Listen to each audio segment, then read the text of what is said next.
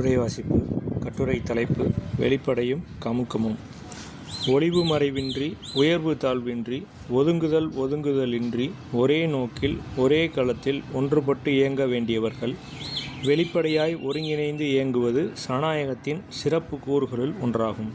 அதாவது, சனநாயகத்தின் பண்புக்கூறுகளில் வெளிப்படை என்பது மிக உயர்ந்த, சிறப்பு வாய்ந்த, இன்றியமையாத ஒரு பண்பு நிலையாகும்.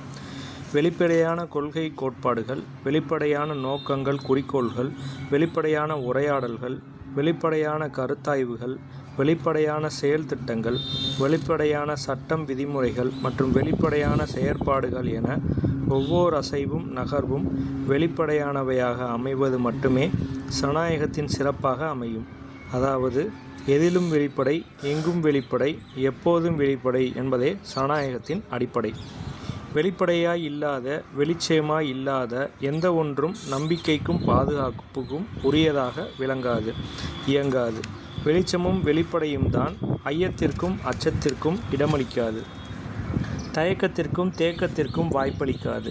மாறாக நம்பிக்கைக்கும் பாதுகாப்புக்கும் உறுதியளிக்கும்.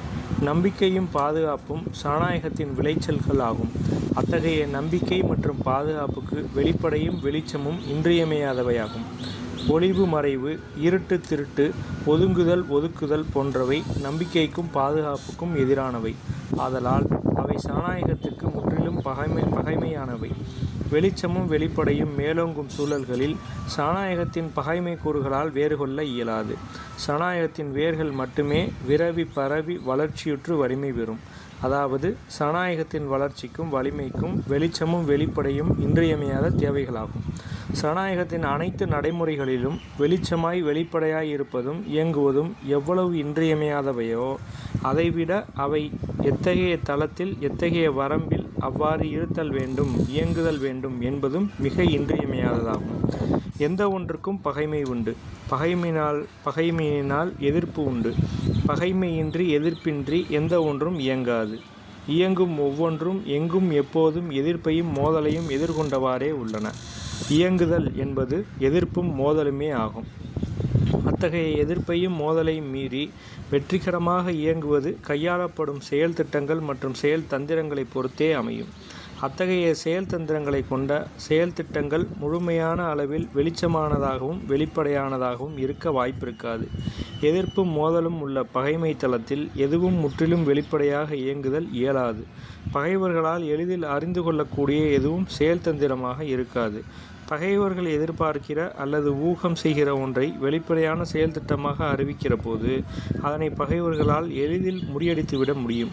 அவ்வாறின்றி எதிர்ப்பை முறியடித்து பகையை வீழ்த்துவதற்குரிய செயல் தந்திரங்களை கையாளுதல் இன்றியமையாத தேவையாகும். ஒளித்தும் மறைத்தும் எதிரிகளை வீழ்த்தும் செயல் திட்டங்களே உத்திகள் மற்றும் செயல் தந்திரங்கள் எனப்படுபவை ஆகும். ஒளிவு மறைவு இல்லாமல் உத்திகள் மற்றும் செயல் தந்திரங்கள் இல்லை. ஒளிவு மறைவு என்பது சனநாயகத்தின் பகைமை கூறுகளே என்றாலும் அத்தகைய ஒளிவு மறைவு செயல் தந்திரங்கள் இன்றியமையாத கூறுகளாகவும் அமையும். அதாவது, இலக்கை எட்டுவதற்கான செயல் திட்டங்களில் செயல் தந்திரங்களை கையாள வேண்டியது தவிர்க்க முடியாததாகும். அத்தகைய இலக்கை எட்டுவதற்குரிய செயல் தந்திரங்களை வகுக்கிற போது ஒளிவு மறைவு என்பது தவிர்க்க இயலாததாக அமைகிறது. எதிர்ப்பை, பகையை வீழ்த்தி சனநாயகத்தை வென்றெடுப்பதற்கு ஒளிவு மறைவுடன் கூடிய செயல் திட்டங்களை கையாளுவதுதான் செயல் தந்திரம் ஆகும். செயல் திட்டங்களை வரையறுக்கும் நிலையில் பகைமை தளம் அறிந்து, பகையின் வலிமை அறிந்து, அதனை முற்றிலும் வீழ்த்தும் வகையில் வெளிப்படையானதாகவும் மறைமுகமானதாகவும் வகுத்திட வேண்டியது தேவையாகும். அதாவது, வெளிப்படையான செயல் திட்டங்களுடன் மறைமுக செயல் திட்டங்களையும் வரையறுக்க வேண்டியது தவிர்க்க இயலாததாகும். பகைவர்களும் அறிந்து கொள்ளும் வகையிலான பொது செயல் திட்டங்களை வெளிப்படையான செயல் திட்டங்கள் எனவும், பகைவர்கள் அறிந்து கொள்ளக்கூடாத குறிப்பான சில செயல் திட்டங்களை, செயல் தந்திரங்களை உள்ளுறைவாக கொண்ட சில செயல் திட்டங்களை மறைமுக செயல் திட்டங்கள் எனவும் அறியலாம். இத்தகைய ஒளிவு மறைவுடன் கூடிய செயல் திட்டங்களான பகைவர்களால் எளிதில் ஊகிக்க முடியாத செயல் தந்திரங்களை கொண்ட செயல் திட்டங்களான மறைமுக செயல் திட்டங்களையும் வெளிப்படையான செயல் திட்டங்களைப் போலவே சனநாயகத்தினை வென்றெடுப்பதற்கு அல்லது உரிய இலக்கை எட்டுவதற்கே ஆகும். மறைமுக செயல் திட்டங்கள் எதிரிகளை வீழ்த்துவதற்கு மட்டுமே உரியது என கூற இயலாது. எண்ணியதை அடைந்தே தீர்வது, இலக்கை தொட்டே தீர்வது என்னும் வகையிலான நடவடிக்கைகளே மறைமுக செயல் திட்டங்களின் அடிப்படையாகும். தனிமனிதனின் அன்றாட வாழ்விலும் இத்தகைய மறைமுக செயல் திட்டங்கள் அவனை இயக்கி கொண்டே இருக்கும். அதாவது ஒவ்வொரு தனிமனிதனுக்கும் வெளிப்படையான செயல் திட்டங்களும் மறைமுகமான செயல் திட்டங்களும் உண்டு. மறைமுக செயல் திட்டங்கள் இல்லாத மனிதர்களே இல்லை எனலாம். ஒவ்வொரு மனிதனுக்கும் ஒவ்வொரு நாளும் வெவ்வேறு வகையிலான மறைமுக செயல் திட்டங்கள் உண்டு. அன்றாட நோக்கங்கள், அன்றாட குறிக்கோள்கள், அன்றாட இலக்குகள் என ஒவ்வொரு மனிதனுக்கும் அன்றாட செயல் திட்டங்கள் உண்டு. அதேபோல குறுகிய கால மற்றும் நீண்டகால செயல் திட்டங்களும் உண்டு. அவற்றை நிறைவேற்றும் காலத்தில் ஒவ்வொருவரும் வெளிப்படையான மற்றும் மறைமுகமான செயல் திட்டங்களை கையாள வேண்டியது தவிர்க்க இயலாததாகும். அதாவது மறைமுக செயல் திட்டங்கள் ஒவ்வொரு தனிநபரின் அன்றாட நடவடிக்கைகளிலும் உள்ளன. ஓர் அமைப்பு அல்லது நிறுவனத்துக்கு மட்டுமே அத்தகைய மறைமுக செயல் திட்டங்கள் உண்டு என்பதில்லை. வெளிப்படையான செயல் திட்டங்கள் உள்ள ஒவ்வொன்றிலும் மறைமுக செயல் திட்டங்களும் இடம்பெற்றிருக்கும். இவ்வாறு மறைமுக செயல் திட்டங்களை கொண்டிருப்பது செயல்தந்திர நடவடிக்கைகளே ஆகும். பகைவர்கள் அறியாத வகையில் அல்லது பகைவர்கள் ஊகிக்க முடியாத வகையில் பகைவர்களுக்கு எதிராக வரையறுக்கப்படும் செயல் திட்டங்கள் மட்டுமே மறைமுக செயல் திட்டங்கள் என கருதிட இயலாது.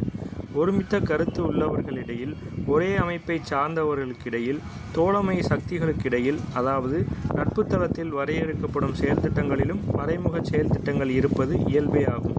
ஒரே குடும்பத்திலுள்ளவர்களிடையிலும் அத்தகைய மறைமுக செயல் திட்டங்கள் இருப்பது தவிர்க்க இயலாததாகும்.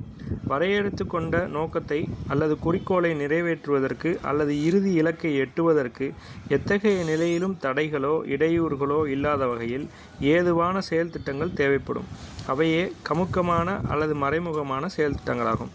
அனைவருக்கும் தெரிந்த அத்தனையும் திறந்த வெளிப்படையான செயல் திட்டங்கள் பரந்துபட்ட வெகுமக்களை ஒருங்கிணைப்பதற்கும் சனநாயக பண்புக்கூறுகளை செழுமைப்படுத்துவதற்கும் ஏதுவாக அமையும் என்றாலும் அவை இலகுவான முறையில் எதிர்ப்பு மற்றும் தடைகளை ஏற்படுத்துவதற்கான வாய்ப்புகளையும் உருவாக்கலாம்.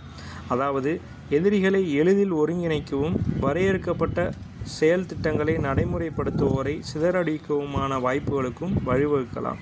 நோக்கங்களும் குறிக்கோள்களும் அவற்றை வெற்றிகரமாக நிறைவேற்றுவதற்கான செயல் உத்திகளும் செயல் தந்திரங்களும் அடைய வேண்டிய இலக்குகளும் எவையவை என வெளிப்படையான செயல் திட்டங்களாக அறிவிக்கும் நிலையில் அவற்றுக்கு எதிராகவும் ஆதரவாகவும் செயல்படும் சக்திகளுக்கு இலகுவான ஏதுவான சூழல்கள் மற்றும் வாய்ப்புகள் இயல்பாகவே அமையும். குறிப்பாக தோழமை அல்லது ஆதரவு சக்திகளின் வெளிப்படையான தீவிரமான செயல்பாடுகள் பகை சக்திகளின் எதிர்ப்பை தூண்டும் நிலையை உருவாக்கலாம். அதாவது வெளிப்படையான செயல் திட்டங்களால் உந்தப்படுகிற ஆதரவு சக்திகளின் வெளிப்படையான நடவடிக்கைகள் சில வேளைகளில் எதிர்ப்பு மற்றும் இடையூறுகளுக்கு எதிரான சதிவேலைகளுக்கு இடமளிப்பவையாகவும் அமையும். எனவே ஆதரவு சக்திகளுக்கும் அறிவிக்கப்படாத வகையில் அமைப்பை சார்ந்தோர் அனைவரும் அறிந்து கொள்ள இயலாத வகையில் குறிப்பிட்ட ஒரு சிறிய வட்டத்திற்குட்பட்ட அளவில் மட்டுமே அறியப்படும் வகையில் மறைமுகமாக செயல் திட்டங்களை வகுக்க வேண்டியதிருக்கும்.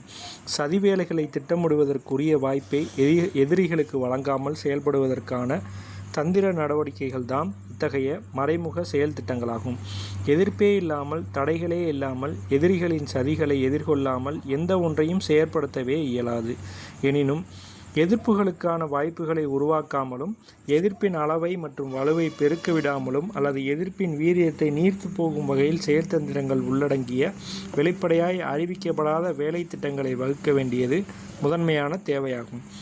எதிரிகளின் சதி வேலைகளுக்குள் சிக்கிக்கொள்ளாமல் மிகுந்த முன்னெச்சரிக்கையுடன் செயல்பட வேண்டிய செயல் திட்டங்களை வகுப்பதைப் போலவே எதிரிகளை அல்லது எதிரிகளுக்கு உடந்தையாயிருந்து மறைமுகமாய் துணை போகும் சக்திகளை அவதம் சதிகளை முறியெடுப்பதற்கான செயல் திட்டங்களையும் வகுப்பதன் மூலமே அடைய வேண்டிய இறுதி இலக்கை எட்ட முடியும்.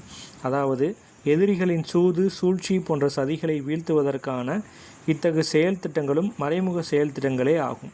இவற்றை எதிரிகளுக்கு எதிரான சதித்திட்டங்கள் என்றும் புரிந்து கொள்ளலாம். ஒரு வகையில் வரையறுக்கப்பட்ட நோக்கங்களை நிறைவேற்றுவதற்கு, உச்சநிலையிலான இலக்கை சென்றடைவதற்கு எதிரிகளுக்கு எதிராக கையாள வேண்டிய தற்காப்பு நடவடிக்கைகள் என்றும் இதனை அறிந்து கொள்ளலாம். கொள்கை கோட்பாடுகள் நீர்த்து போகவோ, திரிந்து போகவோ அல்லது முற்றிலும் சிதைந்து போகவோ செய்யும் வகையில் எதிரிகள் மேற்கொள்ளும் முயற்சிகளுக்கு அல்லது விரிக்கும் சதிவலைகளுக்கு இடம் கொடுக்காமல் அவற்றை பாதுகாப்பதற்கான செயல்தந்திர நடவடிக்கைகளை கொண்டதே அத்தகைய தற்காப்பு நடவடிக்கைகள் எனலாம். கொள்கை கோட்பாடுகளை பாதுகாப்பது மட்டுமின்றி அவற்றை பரப்புவது மற்றும் நடைமுறைப்படுத்துவதற்குரிய செயல்களத்தையும் செயற்பாட்டாளர்களையும் தொடர்புடைய வெகுமக்களையும் நிறைவேற்ற வேண்டிய நோக்கங்களையும் மற்றும் குறிக்கோள்களையும் இன்னும் இவை போன்ற நடவடிக்கைகளையும் எதிரிகளின் அல்லது எதிரிகளுக்கு துணை போகும் சக்திகளின் பால் செய்யும் சதி முயற்சிகளிலிருந்து பாதுகாத்திட வேண்டும். அதற்கான கமுக்க நடவடிக்கைகள் தான் தற்காப்பு நடவடிக்கைகள் அல்லது மறைமுக செயல் திட்டங்கள் என்பனவாகும். பகைவர்களின் தாக்குதல்களிலிருந்து தப்பித்துக் கொள்வதற்கான நடவடிக்கைகளாக எதிரிகள் அறிந்து கொள்ளும் வகையிலோ எதிரிகளை உசுப்பிவிடும் வகையிலோ வெளிப்படையாகவும் தம்பட்டம் அடிப்பதாகவும் இல்லாமல் எதிரிகளுக்கு தொடர்பில்லாத ஒரு திசையை நோக்கி அல்லது ஓர் இலக்கை நோக்கி செயல்படுவதை போன்ற களப்பணிகளை மேற்கொள்ளுதல் வேண்டும். பகைவர்கள் அணிதிரள்வதற்கோ திட்டமிடுவதற்கோ வாய்ப்பளிக்காமல் முன்னெச்சரிக்கையாக தடுப்பது என்பது ஒரு வகை தற்காப்பு நடவடிக்கையாகும். அதே வேளையில் அவர்கள் அணிதிரளும் வாய்ப்பையும் சதித்திட்டங்களை தீட்டுகின்ற வாய்ப்பையும் பெற்றுவிட்டார்கள் என்றால் அத்தகைய அணிதிரட்சி மற்றும் சதி முயற்சிகளை முடிவெடுப்பதற்குரிய அல்லது அவற்றை முற்றிலும் சிதைக்கக்கூடிய வகையில் பகை மீது பாயும் நடவடிக்கைகளை மேற்கொள்வதும் ஒரு வகை தற்காப்பு நடவடிக்கையே ஆகும். அதாவது பதுங்குவதும் பாய்வதும் தற்காப்பு நடவடிக்கைகள் என்னும் மறைமுக செயல் திட்டங்களின் செயல்தந்திரங்களே ஆகும். பாய்வதற்காக பதுங்குவதுதான் மறைமுக செயல் திட்டமாக அமையும். பாய்வதற்கு இயலாது என்கிற நிலையில் பதுங்குவது என்பது ஒரு தற்காப்பு செயலாகுமே தவிர அது ஒரு செயல் திட்டமாகாது. பதுங்குவதானாலும் பாய்வதானாலும் அவை ஏற்றுக்கொண்ட கொள்கை, கோட்பாடு மற்றும் இலக்கு ஆகியவற்றோடு தொடர்புடையவையாக இயங்கும்போதுதான் அவற்றுக்கான திட்டமிடுதல்கள் செயல் திட்டங்களாக அடையாளம் பெறும். குறிப்பாக தடுப்பு மற்றும் தாக்குதல் என்னும் தற்காப்பு நடவடிக்கைகள் மறைமுக செயல் திட்டங்களாக அறியப்படும். இத்தகைய செயல் திட்டங்களை வரையறுப்பதற்கு தன்வழி மற்றும் மாற்றான் வழி ஆகியவற்றை மதிப்பீடு செய்வதும் கணக்கில் கொள்வதும் மிகவும் இன்றியமையாதவையாகும். தம் வலிமையை மதிப்பீடு செய்வதும் தமக்கு எதிரான பகைமை சக்திகளின் வலிமையை மதிப்பீடு செய்வதும் அவற்றை ஒப்பீடு செய்வதும் அவற்றிலிருந்து பகையின் வலிமையை வெல்வதற்கு ஏற்ற வகையில் தமது வலிமையை பெருக்குவதும் முதன்மையான தேவைகளாகும். மாற்றான் வலிமைக்கு இணையாகவோ அதற்கு மேலாகவோ தம் வலிமையை பெருக்காமல் பகைமைக்கு எதிராக பாய்வதோ அல்லது பாய்வதற்கு திட்டமிடுவதோ வீழ்ச்சியை நோக்கி அல்லது சிதைவை நோக்கி இட்டுச் செல்லும். ஆள் வலிமை, பொருள் வலிமை, கருத்து வலிமை, கருவி வலிமை மற்றும் செயல் வலிமை போன்ற அனைத்து வகை வலிமைகளையும் இருதரப்பிலும் இயன்ற அளவில் சரியாக மதிப்பீடு செய்வதும் ஒப்பீடு செய்வதும் அவற்றிலிருந்து நிறைகுறைகளை அறிவதும் தான் வெற்றிகரமான செயல் திட்டங்களை, குறிப்பாக மறைமுக செயல் திட்டங்களை வரையறுக்க ஏதுவாக இருக்கும். தம் வலிமையினையும் பகை வலிமையினையும் அறிந்து கொள்வது எவ்வளவு இன்றியமையாததோ அதைவிடவும் தமது வலிமையின் முழு பரிணாமத்தையும் வெளிப்படுத்தாமல் கமுக்கமான வகையில் பாதுகாப்பதும் இன்றியமையாததாகும். அதாவது திட்டமிடுவோருக்கு தெரிந்திருக்கும் தம் வலிமை பற்றிய விவரங்கள் எதுவும் எதிரிக்கு தெரியாமல் பாதுகாத்தல் வேண்டும். மேலும் ஒருமித்த கருத்துள்ள ஒரே அமைப்புள்ள அத்தனை பேரும் அறிந்ததாகவோ அறியக்கூடியதாகவோ தம் வலிமை என்பது இருத்தல் கூடாது. திட்டமிடும் வட்டத்திற்குள் மட்டும் அத்தகு தம் வலிமை வெளிப்படையானதாக இருத்தல் வேண்டும். ஒரே தளத்தில், ஒரே களத்தில், ஒரே கருத்தில், ஒரே நோக்கில் ஒருங்கிணைந்து செயல்படும் அனைவரும் அறிந்து கொள்ளக்கூடியதாக தம் வலிமை என்பது இருக்குமேயானால் அது பகை முகாமுக்கும் வெளிப்படையாக அறிவிக்கப்பட்டதாகவே இருக்கும். ஆகவே திட்டமிடுவோர் என்னும் மிக குறுகிய வட்டத்திற்குள் மட்டுமே அது கமுக்கமானதாக இருத்தல் வேண்டும். இத்தகைய கமுக்கமான அல்லது ஒளிவு மறைவான நடவடிக்கைகள் சரணாலயத்துக்கு புறம்பானவை என்று கருதுவது கூடாது. மாறாக மக்கள் நலன்கள், அமைப்பு நலன்கள், கொள்கை கோட்பாட்டு நலன்கள் போன்றவற்றை பாதுகாப்பதற்கான கமுக்கங்களை பாதுகாத்திடும் சரணாயகமாக கருதிட வேண்டும். அதாவது சரணாயகத்திற்கான கமுக்கங்களை பாதுகாப்பதும் சரணாயகத்தை பாதுகாப்பதே ஆகும். சரணாயகத்தை பாதுகாப்பதில் வெளிப்படை செயல் திட்டங்கள் மட்டுமின்றி மறைமுக செயல் திட்டங்களும் இன்றியமையாத பங்கை வகிக்கும் மகத்தான ஆற்றலை பெற்றுள்ளன. அதாவது மறைமுக செயல் திட்டங்கள் சரணாயகத்தின் பாதுகாப்பு அரண்களாக இயங்கும் வல்லமை கொண்டவே ஆகும். ஆகவே அமைப்பாதல் நடவடிக்கையில் மறைமுக செயல் திட்டங்கள் எவ்வகையிலும் தவிர்க்க இயலாதவையாக அமையும். தன்வழி மாற்றான் வழி மதிப்பிடல் வேண்டும். சதிகளை தகர்த்திட கமுக்கமாய் திட்டமிடுதல் வேண்டும்.